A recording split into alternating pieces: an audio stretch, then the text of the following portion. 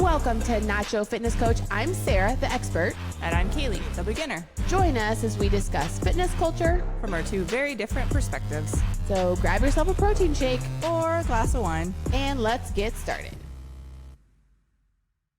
So Caleigh, have you ever experienced muscle soreness? I have. Yeah.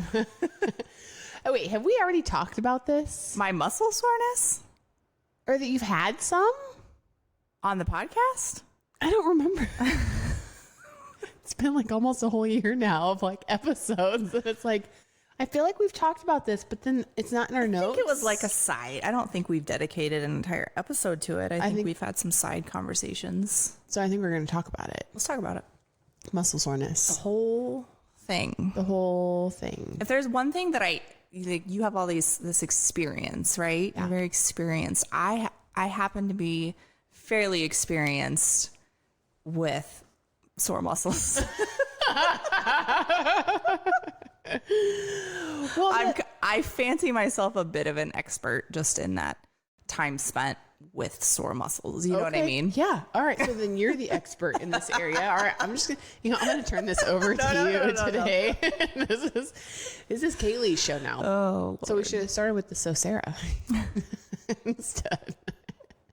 Well, I have overcome the beliefs that traditionally always existed that were, you don't have a good workout unless you're sore. Okay. So I've like come full circle, and that's not my jam anymore. That's not true for you in your mind. No. Okay. And so, I intentionally don't push myself to that point where, you're struggling, walking up and down steps and all the things, but like that time that you made me train for a 5K earlier this year, I had not ran in years. Yep. And we went running, and my calves, I think, were all balled up for 3 or 4 days.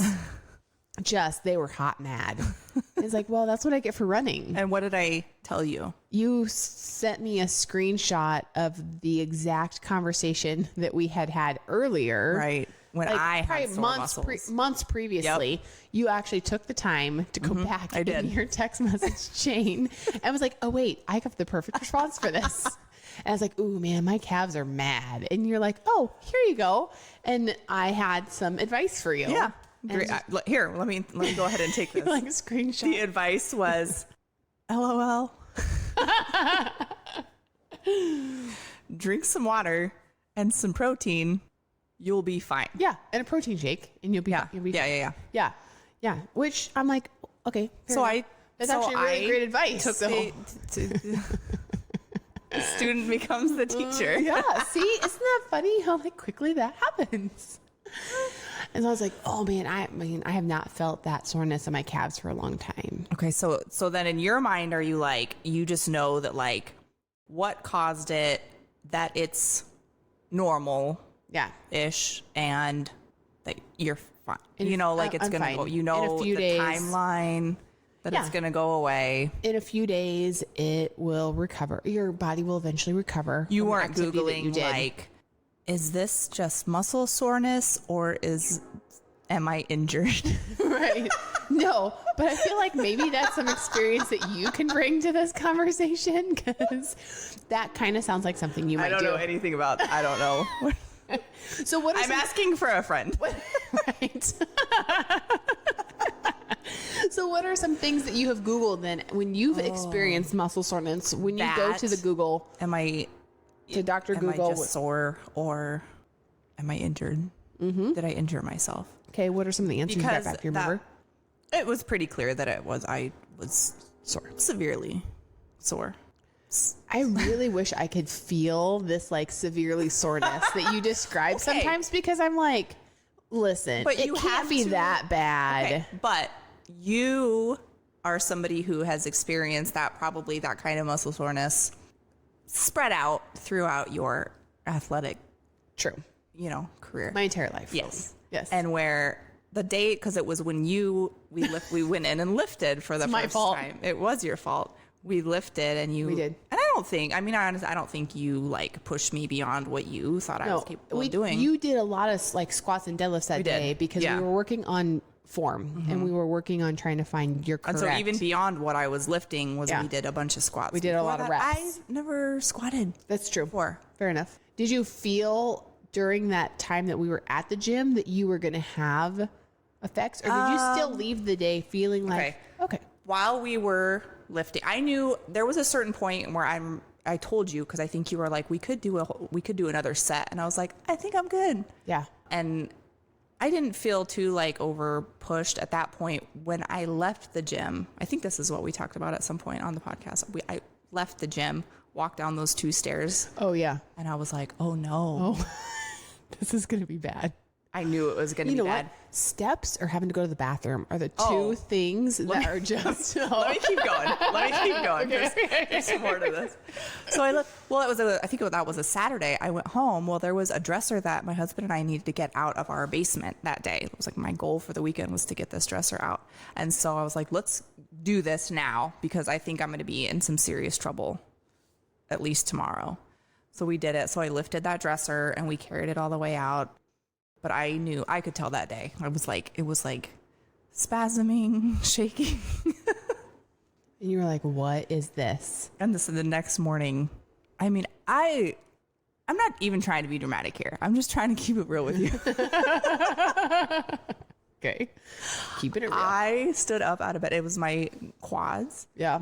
And I mean, which is pretty brutal, standing up out of bed. Yeah, when you've been laying down all night. I mean, I went out that day. I bought icy hot patches. I bought I think it was like Dr. Teal's bath soak, like specifically for sore muscles. Stop.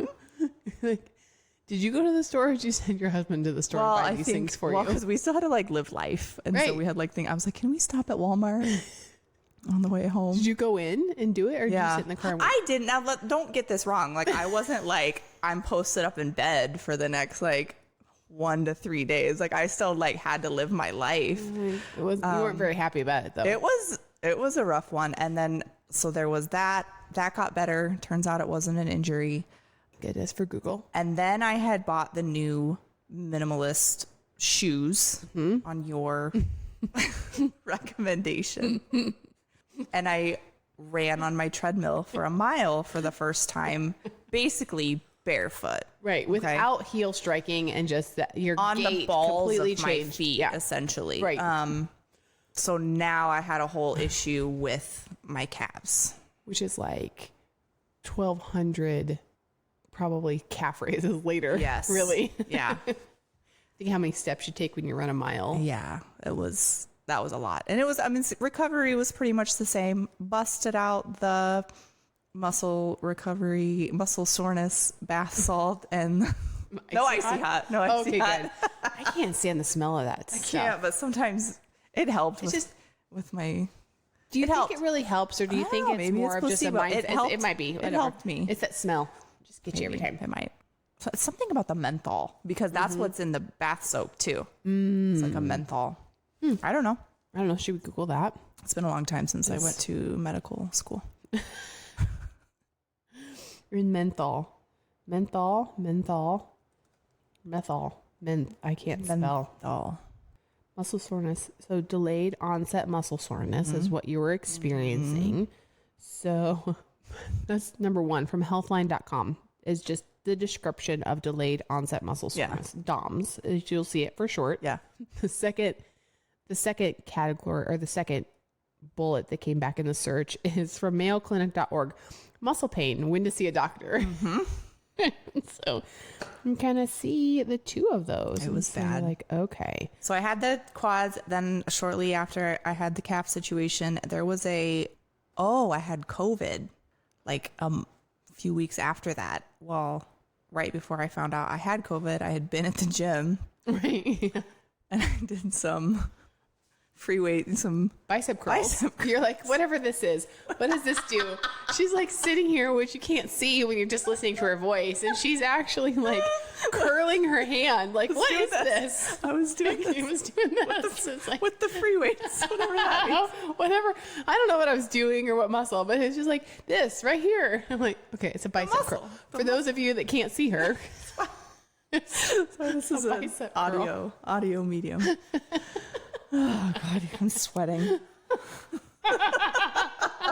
This one episode that we were like, no, let's not set up the cameras. I'm so glad we didn't. Don't need to have the behind the scenes of the social media content. Oh, all of a sudden it's, wait a second, I need to get Caleigh's bicep curl on. I hate you. On record. Okay, so then I did the same thing to my biceps. So now we've had a quad situation, a calf situation, and now you moved into the upper body. And it was, what do you really use your biceps for anyways in everyday life? I don't know. I mean, should I just not be working? What were you doing when you then felt the fact that your biceps were sore? Breathing. Let me be very clear here. I laid in bed. I was sick with COVID, and I was like, I told my husband, I'm like, honestly, this soreness is worse than the COVID virus overtaking my body right now.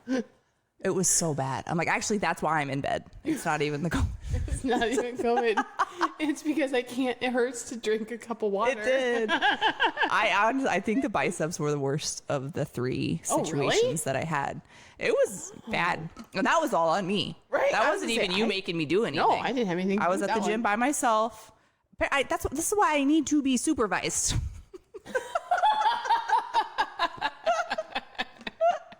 I'm like mid-drink water, and I'm like, oh, I didn't mean to delay the laugh on that one. I literally was trying not to spit on my water. You're right. There's a lot of things in life I don't think you should be unsupervised doing. Okay, so I've had some muscle soreness. So you have some experience in this topic. Yeah, and so you just said that you don't necessarily feel like you need to push yourself to the point of, feeling that way. I feel like that is very old school athletic training coming out. Is that something that you, like, if you work out regularly, that you stop experiencing, or? No, because maybe with like running or cardio, like eventually as your body gets used to that, you're probably not going to experience soreness as much in that. But I'm a firm believer that you should never be comfortable with strength training, because the entire point of you doing strength training is that as you get stronger, then you lift more. And you're trying to push your body to do more. So, there's clients will ask me, and they're like, when does this get easier? And I'm like, strength training should not get easier. Yeah. Yes. If you're, going to run for a road race, or if you're training for mileage, yes, eventually you're going to hit a point where when it used to be really hard to run a mile, it becomes easier. Yeah. That's easy to do. Yeah.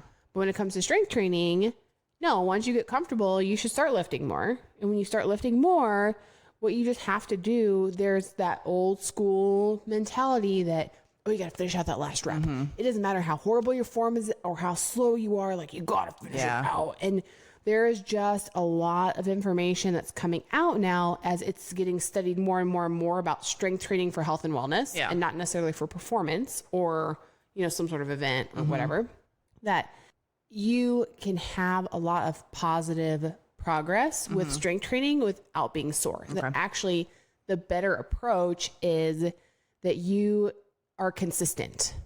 So what tends to happen when you get really sore, what do? You can't physically make yourself go for 2, 3, 4, 5 days because you're too sore. Well, how much is that really helping you then if you can't come back and lift that muscle again because it's not recovered? Right. Versus, okay, if I learn to stop when I start slowing down my motion, or I stop, before I'm going to push myself over that edge, guess what? 2 days later, you can come back and you can train again. Yeah. And so that total amount of weight lifted on that muscle over that period of time is greater than if you bust it out and you're so sore and you have to take 5 days off. Right. You know what I mean? So I do think that's a common misconception when it comes to strength training, that it's not effective if you're not sore, which is bogus. I'm here to completely say, don't believe that. Right. Because it's not right. It's actually been proven that it's not correct anymore. So, you're more beneficial to keep it consistent. And I would have personal training clients newer to strength training. A lot of times they're coming in or whatever. And a lot of times though too, your brain will start tapping out before your muscle is, you know, so I believe the best indicator of if your muscle is done is if you can feel that rep getting slower. Yeah. You know, I mean, if you're able to finish and your form is great and you feel like your speed is pretty consistent, but when that muscle fatigues, you can feel like a wall that you hit, you know, be done. Yeah. Just done with it. And then you should be good. So I don't know. There you go. And then, so we already kind of talked about your prescription is drink water and a protein shake. I don't know that that's probably the official. I mean, because now you said, you know, that menthol helped you. I'm actually trying to look to see if there's any information out there that corroborates that personal I'd opinion, be interested but to know for sure. I mean, I'm searching and I'm not really finding. So healthline.com does identify delayed onset muscle soreness is a pain that begins after you've worked out and normally starts a day or two after the workout, but you won't feel it during the workout. So that's where I feel like if you pay attention to just your speed of how you're moving, that can be a pretty good pre-indicator during the workout, like if it's time to call it quits. So it's plain. And so it's 12 to 24 hours after workout, tends to peak about 1 to 3 days after your workout. And so then you should ease up after that. So that's the thing. I mean, it delays your future workouts, which you don't want to have to do. So, see, and now I've experienced like, you know, because I kind of just did like the stint of body weight workouts, and it's like, I'll be like the next day, I'll be like, it's not like debilitating, but it's like, oh, I can feel like I worked out yesterday. Right. You know, and it's just kind of like it feels normal, but just a little reminder that you're still alive. You did something yesterday. And there we go. It's still there. Yeah. So it's also sharing that, and I remember this in, you know, the early 80s, 90s, you know, even early 2000s, you know, a lot of times it was related. There was a theory that it was related to lactic acid buildup, which is stating here that has now since been, it's a common misconception. It's been debunked that it's actually as a result of those microscopic tears in your muscle fiber that you've done. I mean, that's the whole point of strength training. Because they're going to build. Working at it, yes. So you're creating tears in those muscle fibers. And so your body is responding to that damage by increasing the inflammation to really basically go in and kind of repair and fix it. But that's what you want, is because it builds bigger, right? You want to create those tears, and so that way it builds back and it changes its kind of density and builds back and all the fun things. So, but again, what's more important over a long period of time is that you just are staying consistent with your workouts and gradually increasing the weight. You know, I think there has long been this theory that you don't want to train heavy because you're going to get bulky. And that is just not the case at all, which we've kind of talked about previously. But, you know, your goal with strength training should be get bulky. You don't accidentally wake up looking like a bodybuilder. Trust me. I don't know, Sarah. I mean, you're like, I don't know, I've got some pretty good guns on me at this point. Like, which way to the gun show? This Were we way recording or this way? That time I asked when I was showing off my biceps? Think so. I don't know. It might have been like behind the things, because then I pull up and flex my bicep, and you were I'm like, I was feeling all good. I was like, Sarah, hey, we're like, she's sitting across the table from me. I'm like, Sarah, check these out though. I'm like holding up my arm, flexing. And she was like, oh, okay. And I was like, let me see yours. I'm thinking like, we're gonna like compare, you know? Yeah. I was like, let me see yours. She pulls her guns out. I'm like, whoa, put them away. Holy shit.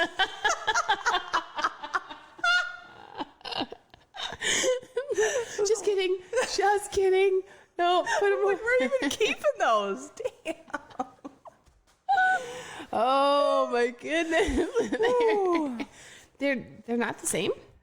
Mine and yours? Yeah. I mean, you know, I have a little bit of work to do. It's fine. There's many years ahead of strength training to get to the level that you're at. I've been doing a few more years. Oh, that was funny. Yeah, it was a lot more than I was expecting. It's like, wait a second. We're like, welcome to the gun show. That's because I didn't bring my ticket.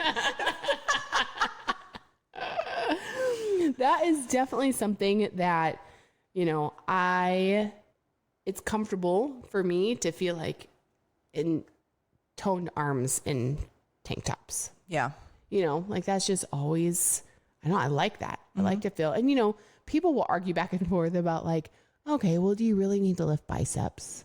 You know, your biceps, your triceps, like your shoulders, you know, there's this huge like functional movement and like, oh, just do your big lifts and oh, you don't really need to do bicep curls. I'm like, well, but yes, if you're doing pull-ups, you know, technically your biceps are a muscle that's involved in helping you pull up and stuff. But I'm like, but if you really want to have like nice sculpted arms, I believe that it doesn't hurt to add in some of those very muscle group specific exercises to kind of help bulk that up. So, you know, I mean, I like to have, I want to be able to scare off my kids. Friends when I need to. You scared off your own friend. Like, I don't even know what I'm still doing here. I haven't mouthed it off as much, have I? No, because it's like, here we go. We'll bust them out. Okay, so what are some things that you can do then if you do experience muscle soreness? I mean, you feel like you have found a personal like mix of being able to just... Honestly, I think it just comes down to time. I don't think there is a magic fix for fixing your severely sore muscles. Well, should we see what healthline.com says? Pull up the machine? Because they said, you know, whenever you dial up your workout intensity before exercises that, you know, strength training, like any new kind of exercise your body isn't used to, you're probably going to feel something, right? So, which if you want your body to change or you want to increase, you're going to have these feelings. So let's just learn how to deal with them. Let's learn how to deal with our feelings. We're going to have them. And so keep moving to ease sore stiff muscles. So that is one that I do feel like definitely help is just walk.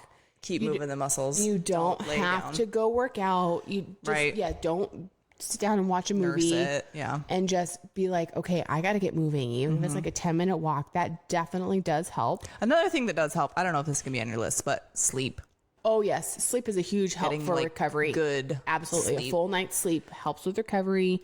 See this in this article, even it actually has the question, is DOMS a sign of a good workout?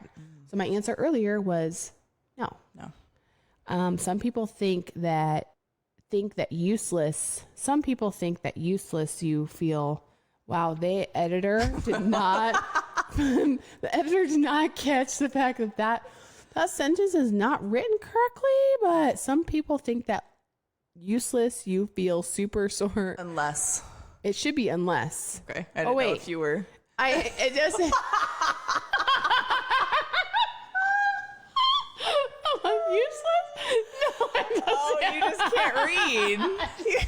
You're good at a lot of things. I cannot read. This is why Caleigh's the one. I mean, pulls up the articles and reads them because as much as you dragged that out, I thought they were totally wrong. Nope, the editor's right. I just can't read. Okay. All right, carry on. Some people think that unless you feel super sore after every workout, you're not making any gains. But is this true? No. When you start a new exercise routine, push your limits, you're more likely to get sore. But as you're working out, your body will adapt, which is then the opportunity to increase whatever it is that you're doing. Okay, so keep moving to ease sore stiff muscles. Oh my gosh, I just quit. You take a drink. I'm going to send you the... now that one social media hater is going to be like, she's mumbling. She's bad. Like, they're clearly drunk. I'm like, no, I've literally had not even an ounce of wine, but it is sitting here. Okay. There's a 2017 review of studies that did find that people that received a massage within 2 to 4 days after intense workout reported significantly less soreness, which is really hard because you can't truly compare the apples to apples, right? Like, yes, they compared different people. You can't levels compare of soreness, but you apples can't to oranges. You can compare apples to apples, right? Well, right. But you can't say, like, me as a person, I did this workout and I got a massage, but then I also did this workout and didn't get a massage. Is my soreness the same? Yeah. You know, but because they're comparing like your workout and your soreness after a massage to my workout and my level of soreness without getting a massage. That you cannot compare, right? Right. You can't compare that. That's true. So, okay. So topical Oh, number 2. Topical. Well, I don't know how you say this word. Okay, here, spell it out. ANALG. ANAL. Go ahead.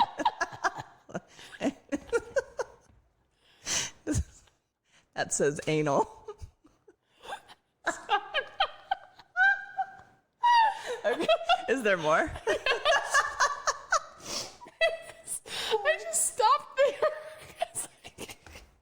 Oh my gosh. Okay. I'm so glad we're not doing video right now because I am like. Okay. Bring it back. Let's bring it back. GESICS. Okay. How do you say that? ANAL. GESICS.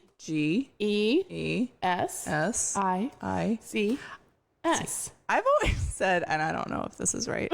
I've always said, when I read that word, or in my head, I say. What do you say, Caleigh? I just pronounce it very phonetically. Okay. I say analgesic.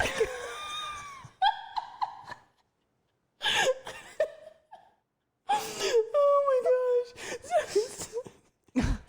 So, but it's, if I read the paragraph, it says products meant to relieve pain, but it's mental based, topical, analgesics. Right? Why are we children? I don't know. Why are we 11-year-old boys? Because some things you never grow up about. I guess I don't know, but that it may help. What you said you thought that icy hot helped you. Wouldn't that be icy hot? Analgesics. Analgesics. It's not anal. Yes. Analgesics. Well, one more time. Here, I'm going to put it on slow. There. What does it say? Oh, you do it again. Anal. Okay. Anal. Analgesics. Oh, wait. Okay. So we're just way off. Okay. Okay. So there you go. I'm guessing that's your icy hot, right? I think. I mean, it's mental based. Yeah, I think so. Topical. I don't know why you wouldn't just say like gel. Oh, biofreeze. Yeah. What's the difference between biofreeze and icy hot? I think just the brand. Is it? I think so. Menthol overnight pain relief. Okay, so there you go. It's biofreeze is the over-the-counter name for menthol base. Okay, so biofreeze could potentially help. A cold bath, warm bath. Ooh, anti-inflammatory foods. There we go. Okay, so menthol causes analgesic effects. Okay, so what's the definition of that word? Analgesic. Yeah. Now that we know how to say it, we don't know. Do over-the-counter pain relievers help? Okay, adjective, acting to relieve pain. Noun, I'm just using the same word, an analgesic drug. That's not helpful. What is a simple definition of analgesic? A drug that reduces pain. Oh, okay. Well, then I'm going to incorporate that now into my library of terms. Is it like taking an ibuprofen? Well, so do over-the-counter pain relievers help? According to research published in 2000, non-steroidal anti-inflammatory medications such as ibuprofen, Advil, do not relieve DOMS pain. Oh, yeah, I would agree with that. Because you're like, oh, I tried that. Yeah, I know. In my experience. I know. Yep. So there we go. Oh, so when to seek medical help? If you're experiencing DOMS, it rarely requires a trip to the doctor, as you learned. Mm-hmm. You're okay. You're okay. I'm fine. But American Council on Sports Medicine recommends you see a doctor or nurse practitioner if the pain from DOMS stops you from doing your normal activities. Also seek medical attention if it lasts for longer than 7 days, your urine becomes abnormally dark, or you have severe swelling in your arms or legs. So there we go. Interesting. Okay. No, I probably shouldn't have put those ideas in your head. Sorry. I didn't have any of that. Oh, okay. Well, then there we go. It wasn't that. Okay. It was severe. It was severe. That's severe. I did read when I was Googling that the difference between like DOMS and an injury is like generally if you injure yourself during a workout, you will know during your workout that you injured yourself. Also, like if you have like, I had pain in both calves, both quads, both biceps. It's like, no, if if one is like disproportionately hurting a lot worse, like you may have injured that one side. But if you're having equal pain in both sides, you're probably fine. And you're probably fine. It's just from the activity that you did. Drink some water. And have a protein shake. Which they didn't actually say that was relieving at all, but I do feel like that helps because it helps with your recovery. It makes sense. It makes you water for sure. Water. I mean, if you're dehydrated, I'll die on this hill. Drink your water. Drink your water. It's going to help you stay dehydrated or not keep you from being dehydrated. It's going to keep you hydrated.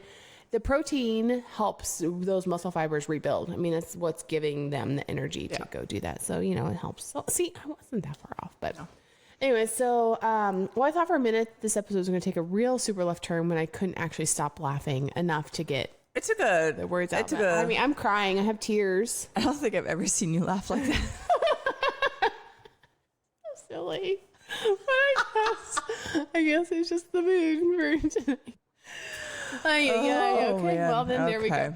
We're good. So there we go. That's the lowdown on muscle soreness. Yes. So we will link that article in the description for the episode if you want to go check it out. We pretty much just read it. Yeah. That's what we do for these days now for our topic ideas. We're just gonna we decided 10 minutes before we did this, 5 minutes before this episode, if even that we were we're just gonna pull up an article and just talk about it from now on. It's the way we're gonna roll. So anyways, you can go read it for yourself. Okay. Do we love it or hate it? We hate muscle soreness. I do not appreciate muscle soreness at all, but I mean, you're going to have it if you're challenging your body in a way, but just finding a way to kind of just manage it. You'll be fine.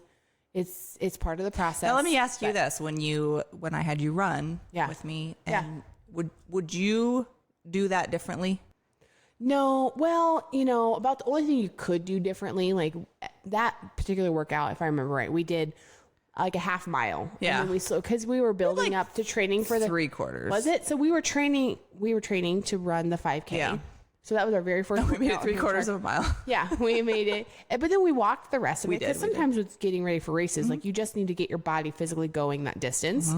So, I mean, probably out of the gate, if I would have just we would have ran like a lap around the track and then walked the rest and like slowed into it more, I probably would not have had the same level of soreness. But that's also not my style. Yeah. Like I'm like, no, I'm fine. I'm capable. I can do it. And I didn't feel my calves start to get pretty tight until like it was a few hours after the workout, but like we finished walking out the 3 miles and like I wasn't hurting or anything by then, but it was just later in the day. So it did come on pretty fast, but that would be the only thing I would change. But it doesn't bother me to be sore. Right. Because I'm just like, it's just part of it and I'm fine. You've experienced that. If you don't have a tolerance for wanting to enjoy that, or if you can't because you've got responsibilities that you need to be able to function, then slowing into something is probably going to be better. Yeah. Learning just when to stop in the gym.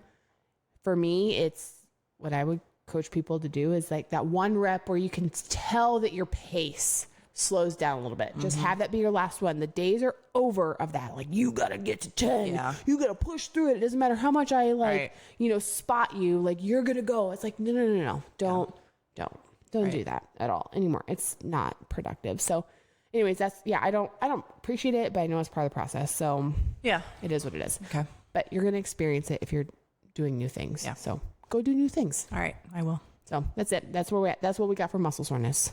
Okay. Until next time. Bye. Thanks for listening. Be sure to head over to our Instagram at Nacho Fitness Coach and let us know how you feel about the topic. Do you love it or hate it? Also, don't forget to hit that subscribe or follow button wherever you're listening. And if you like our podcast, leave us a rating. See you next time. You've been listening to Euphony Innovatives Sonified.